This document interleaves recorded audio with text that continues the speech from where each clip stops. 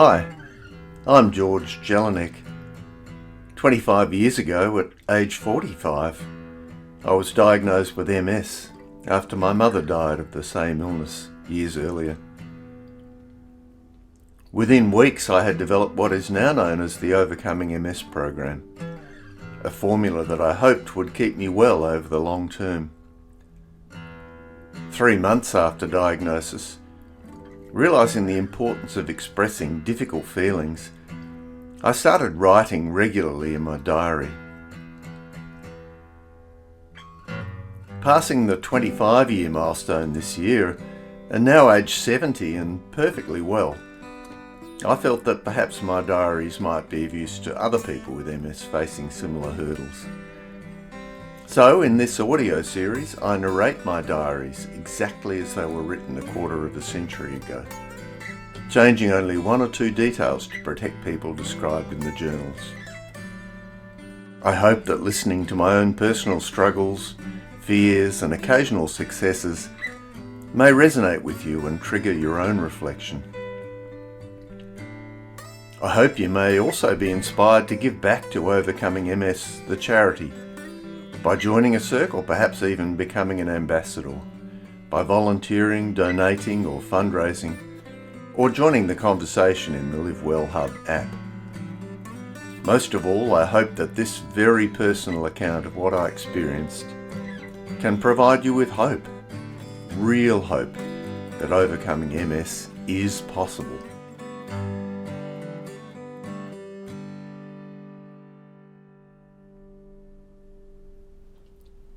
Tuesday, 13 July 1999. 3 months, and I'm okay. Marvellous. Tonight we stopped at the Blue Duck restaurant on the way home from Dunsborough after our friend's place. I felt like I was walking on air. I did it. After all the heartache and pain of the last 3 months, I've got here. And I'm still fine. I know I'm going to do it. Everything tells me I'm going to be fine. It's a really appropriate day to start my diary. These little rituals are like prayers, taking my oils, writing in my diary, meditating and contacting myself. If I just go with it, everything will be okay. I know it will. Hooray!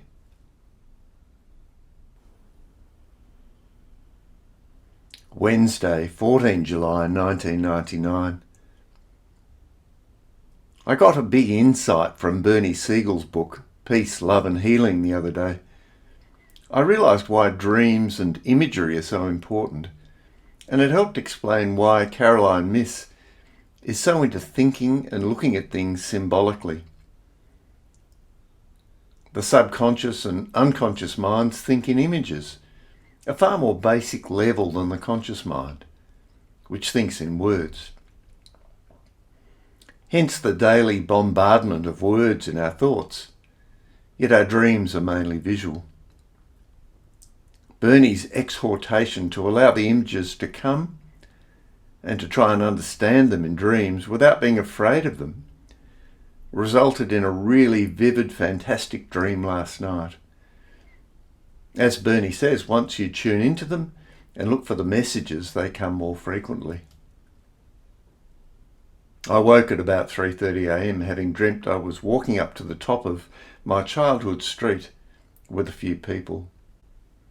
All around the petrol station and the other side of the road, encroaching on the road, were strange, big, yellow machines with lots of little legs.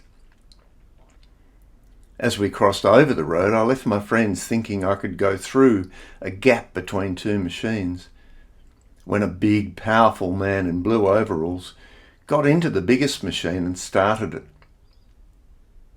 I tried to go through the gap, which was closing, but it caught my finger, the little one on the right hand, between it and another machine. I got through though, with only a bit of pain, and met up with my friends again. I woke up and thought more about it. I was immediately and utterly convinced of the meaning of the dream. What a magnificent and beautifully constructed image of MS. The machines with all the little legs which moved up and down were white blood cells, lymphocytes. The roads, obviously neurons, nerve cells. At first I was worried that it meant I would get my next attack in my fingers. And indeed that's where I've had intermittent slight sensory symptoms in exactly that finger. But then I realised it meant that some other powerful force was controlling my white cells. And although I was escaping them with only a few minor symptoms, I needed to be the driver. I spent the rest of the night visualising myself as the driver, with haircut, jeans, checked shirt and hiking boots, moving the lymphocytes up and down off the edge of the road, repairing the crumbly bits of the road. I now have the perfect image for my visualisations, something I've been quite worried about. I just couldn't visualise the 7 dwarves that Bernie suggested as a metaphor. But this was something I hadn't imposed on myself. It was how my subconscious actually visualised what was going on. I slept really well the rest of the night and woke late. Had a nice quiet day, chatted to a friend about the lupus she's been diagnosed with, and she's off to get the flaxseed oil. Had a swim and meditated, generally fairly laid back. Friday, 16 July 1999. A quiet, relaxing day. Had a swim and some reading in the occasional sun in the morning. Then we went to York for the day. Just strolled around and took things in. We're just feeling our way about whether a holiday half-acre and cottage wouldn't be a wise idea at the moment. I keep feeling like I need somewhere to get away to on a regular basis. And York's only 108 kilometres from Perth, or about an hour and a half away. And it's really quiet and charming. Had a really awful dream last night. I couldn't remember all the details when I woke in a sweat, but it was all about this silent killer, which all my friends and relatives were trying to protect me from, but it still managed to get me. Ugh. And I had this weird thing where my left foot had its sole sliced off, hanging by a thread. Oh, very symbolic. I racked my brain to find the positive messages in it, but couldn't. Oh well. It was just a dream. Saturday, 17 July 1999. Once again I'm indebted to Bernie Siegel. I woke up this morning feeling bad that I was overdoing everything, and that my obsession with diet, sunshine, meditation, etc. was simply a way of running away from something I was terrified of. That is, becoming physically disabled, bedbound, catheterised, etc. After my daughter came in crying in the early hours following a bad dream, which woke me from another MS type they're out to get me or it's out to get me type dream, my wife and I had a talk and she had a cry. She's starting to feel that I'm obsessed and self-centered. I fell asleep feeling guilty about that, but Bernie's given me the okay today.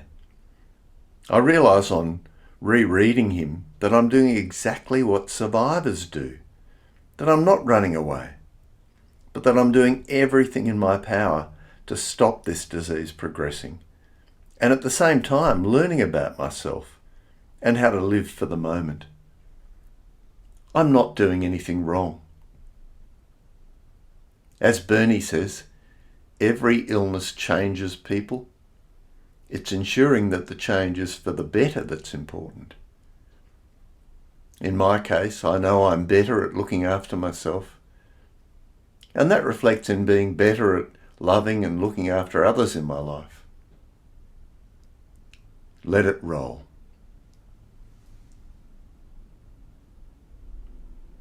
Sunday, 18 July 1999. Not feeling great today. I just didn't feel like doing anything much today. No swimming, no sun, no walking. A good thing too, it was pretty miserable weather. Tonight I feel a bit achy all over and pretty flat. Back to work tomorrow. That's probably got something to do with it. I'm having a bit of trouble working out how work fits into everything in my life.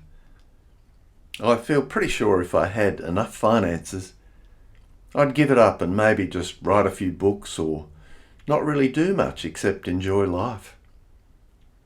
I feel like I could easily spend my life just reading, swimming, walking, having a few relaxing chats and coffees.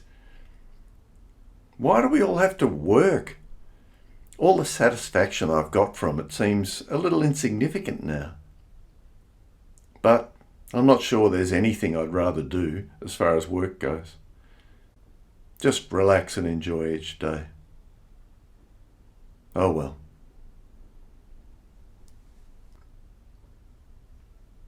Tuesday, 20 July 1999. Really flat tonight. I don't know why. First day back went great. Had a really positive introductory teaching session with the new students in the morning. Cleared all my backlog in the afternoon. Today though, I was woken by a friend on the phone at 7:20 in the middle of a dream about an old girlfriend.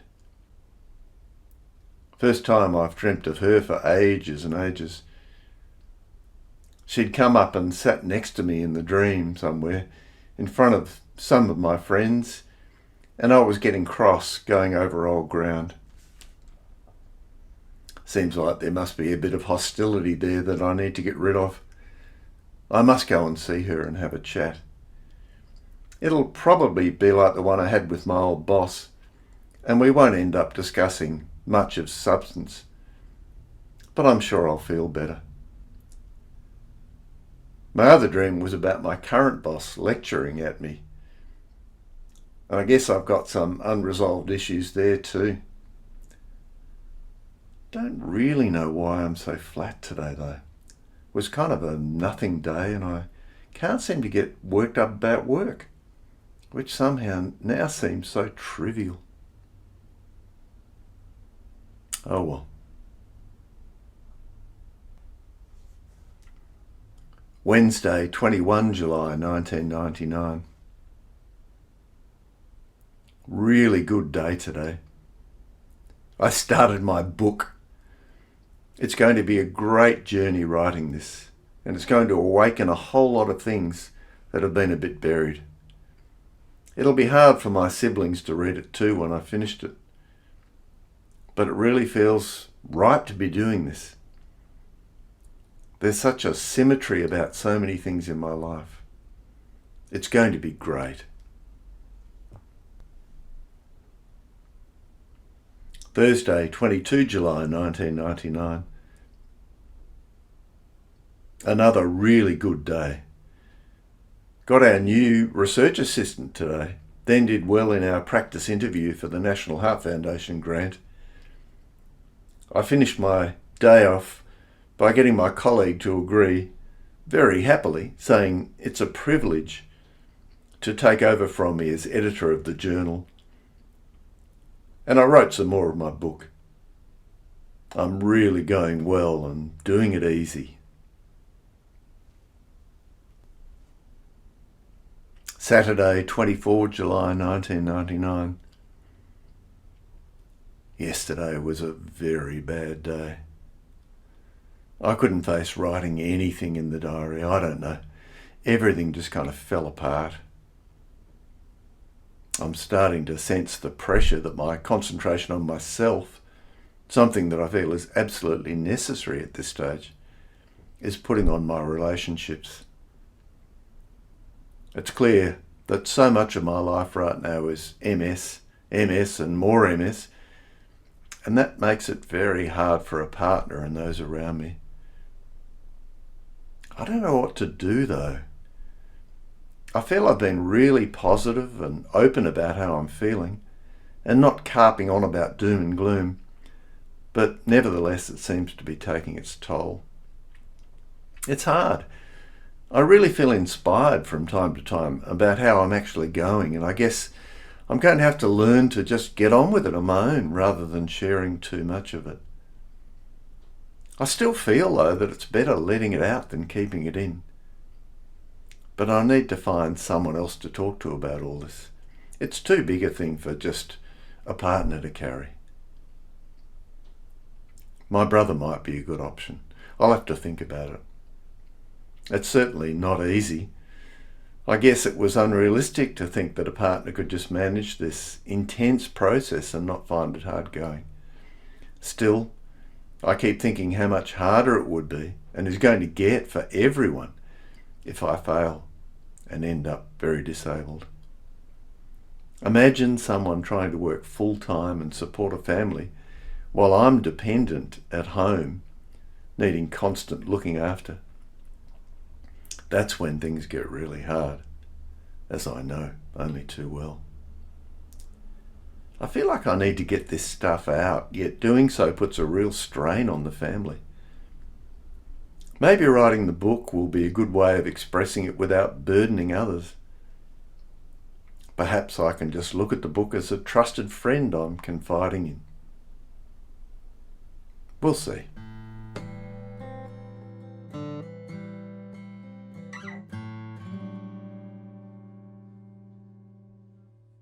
Okay, so there's one excerpt from the diaries that I kept from my first couple of years of overcoming MS. Of course, that's 25 years ago now, and I'm a different person. Perhaps paradoxically though, being diagnosed with MS offered me an opportunity I might not otherwise have had. And for me, that was to live a more authentic life.